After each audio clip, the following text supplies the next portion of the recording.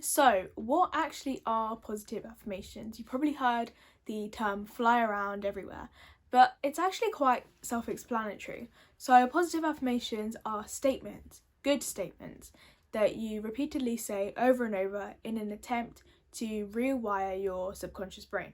So, those statements are quite personal usually, and they kind of look towards future you and who you want to become and what life you want to lead.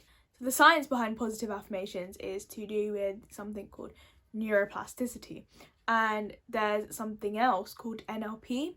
NLP stands for neuro linguistic programming, and both of those concepts are to do with programming the brain, or reprogramming the brain should we say, so that we get rid of negative beliefs that we already have and we replace them with more positive beliefs, because that way we're more likely to lead the life that we actually want. And that's the science. So all in all, these positive affirmations, these statements work. But yeah, let's talk a bit about how to actually write positive affirmations and what they usually look like. So from the name, they have to be positive. That may seem like common sense, but it's the difference between saying I am no longer eating crisps and I am eating healthier. Do you see the difference? Because saying crisps, or if we replace that with junk food, that's sort of a negative image, whereas we say healthier, that's more of a positive image, and we want to send positive images and connotations to our subconscious mind. So we need to make sure that our affirmations are positive. So don't try and say not, or no longer, or never. Don't have any of the negative words. We want to just focus on saying positive things. Another big thing with affirmations is that they are in the first person. So that would be like I am. I am is usually the most common phrase. You can put anything else after that, but I am is usually the starting of a lot of affirmations. So that way your subconscious mind really believes that it's to do with you and your life and how your life is about to change by saying these statements repeatedly. And by saying I am, they become identity statements. They become to do with you and who you are as a person. And having identity statements like that can be a really powerful tool for self-change, and that's ultimately what we want, isn't it? We want to grow as people, and by using affirmations with I am in the first person, you are more likely to get to where you want to be. Affirmations should also be in the present tense. So if you go back to the two examples I gave earlier, I said for the negative one that I gave, I am no longer, that's in the present tense. And then for the positive one, which is the one we should be using, is I am eating healthier. So both of them are in the present tense, and that way your subconscious is forced to believe that it's happening here and now, that you're already there, you've already achieved those statements that you are saying to yourself. And the thing with the subconscious is that it takes everything so literally. So even if you say something as a joke, like, oh, I could never do that, your subconscious takes that literally. So be careful what kind of jokes you make, especially self-deprecating jokes. I used to make quite a lot of them, but when I realised that the subconscious is so powerful and it does take things literally, I stopped, and I think my confidence as a person has grown since then. So just being aware of little things like that. But anyway, back to affirmations. So yes, make sure they are in the present tense. Another thing with affirmations that I actually found out today was that if you add emotion and words linked directly to emotion to your affirmations, they become so much more stronger. You take your affirmations to that next level. Again, going back to the healthy eating example, it's like saying, okay, so we have I am eating healthier. It ticks all our boxes so far. It's in the present tense, it's in the first person, and it's positive. But to take that to the next level, you could say something like, I love how vibrant and energetic my body feels when I eat healthier. Again, it's positive, it's in the first person, and it's in the present tense, but this time we have emotion. we have the feelings of vibrance and energy. That way, when you combine emotions with words, it becomes a lot stronger because there's now a feeling behind those words. And that's the other thing with affirmations. When you are saying affirmations to yourself, make sure you really believe them. Make sure you do have that emotion. So now we know what they are, and now we know how to write them and how they look like.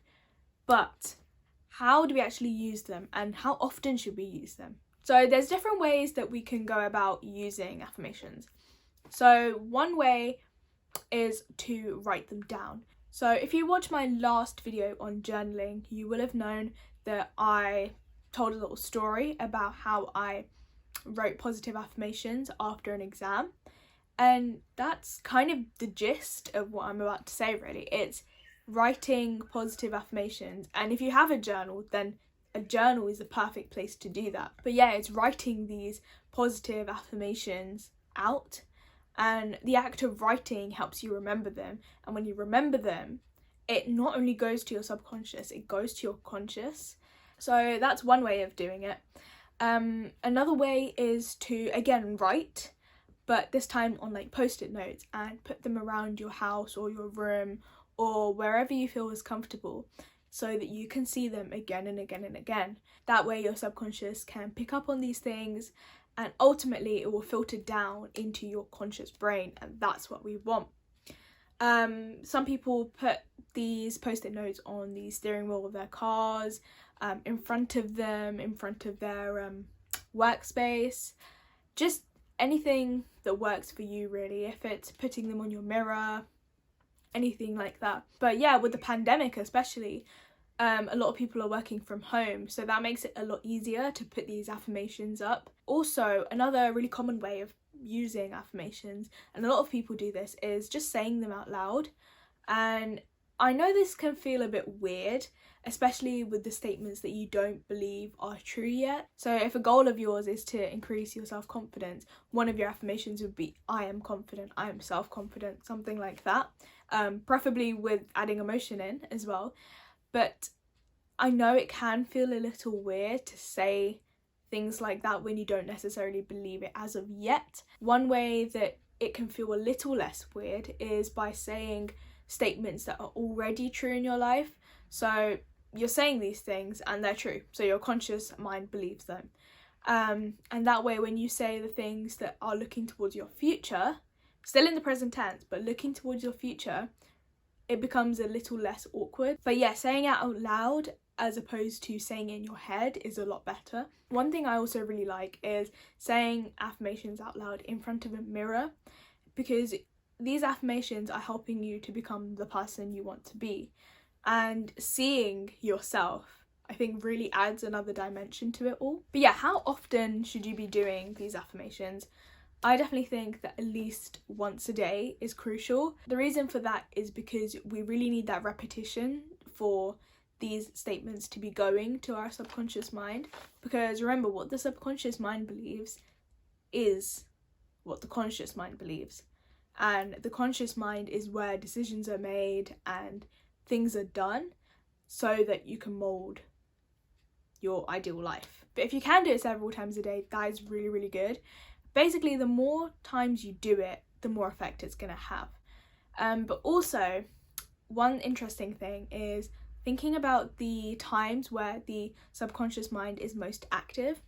And the times that it is most active is in the first 10 minutes of your day and the last 10 minutes of your day. So that's as soon as you wake up and just before you're about to fall asleep. So if you decided to do your affirmations in each 10-minute period, preferably both, that's where you're going to see most effect. Because remember, these are statements that we want our subconscious mind to believe. And that's something that I really want to get into, because like most people, the first thing I do when I wake up is check my phone. That's such a bad habit, and it's just not worth it when you can be telling yourself all these really good statements, all these really good affirmations, when your subconscious mind is the most active.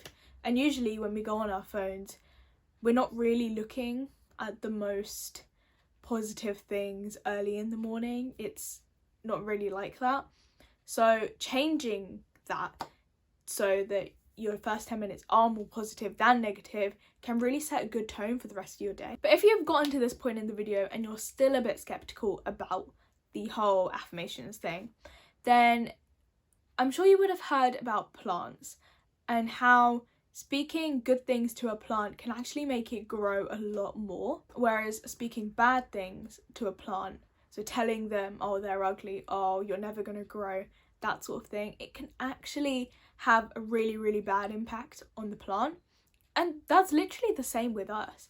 I actually saw this post once and it was saying that you should name your plant after yourself, because when you tell your plant all these things, you're also telling yourself all these good things. So I hope that kind of illustrates how good saying affirmations are. Oh, I just remembered another way you can use affirmations is by listening to them. So go onto a Word document or a notes page or a Google Docs, anything like that, and just type out all the affirmations that you would want to hear and keep going until you literally cannot think of any more, and make sure they're in the first person, they're in the present tense, they are positive, and they have emotion if possible, because those are going to make them really strong. And once you've done that, once you can't think of any more, go online and type into Google or whatever your search engine is, text to audio, and you should get a few websites that turn text into an audio file. So you can just copy and paste whatever you've written, put it in to the website, and it should give you an audio file for MP3. And you can actually choose the voice and like the accent on some of them. So if you want a female voice, if you want a British accent, if you want an American accent, it can usually give you quite a lot of options. And once you're happy with the file that you've got, let it download and then put it onto your laptop or your phone or just devices that you use often. You can play them at high volume if you want, but also you can put it on the lowest volume possible and just get on with whatever you're doing. So your subconscious mind is listening to it in the background, whereas your conscious mind is focused elsewhere, because your subconscious mind literally never sleeps. It's always awake and it's processing things all around you all the time. And that's actually called subliminal messaging. It's things that your subconscious picks up on, that your conscious finds it hard to pick up on or doesn't pick up on at all. And positive subliminal messages can really have a good impact on your life. But I'm just going to finish up by saying a few things. Firstly, it's really good if your affirmations are personal and if you've written them yourself. I know on YouTube and loads of websites you can get pre-made affirmations and they're good for ideas, I think. But if you write your own affirmations, you're probably going to get the most benefit out of it, because it's really personal to you and what you want and your motivations. So that's one thing to bear in mind. But even then, listening to pre-made ones or writing pre-made ones or saying pre-made ones, they're still going to have some effect. So if you don't have time to write any, then there's also that option. But also, the main thing with these affirmations is that they shouldn't be a chore. You should be almost excited to do them, because it's shaping your life in the future. It's molding who you're going to be. And I think that excitement really comes when you've written those affirmations yourself. But I think when you find a way to use your affirmations in the best way that suits you, whether that be writing them in a journal, writing them on post-it notes, whether that be listening to them, whether that be saying them out loud, or combinations of any of them. If you find something or a few ways that suit you and you like, you are more likely to get a better benefit from them, and you're more likely to say them more often when you have, again, that emotion with words of being excited to do them. You're more likely to see a bigger benefit. So that's all I had to say today on positive affirmations. If you have any thoughts of your own, please comment down below. And if you like the video, smash the like button. Also, again, if you haven't already subscribed, please do subscribe and hit the bell icon if you're interested in seeing weekly content on self-improvement, productivity, and self-growth. But yeah, thank you for watching today's video. I will see you next time. Bye!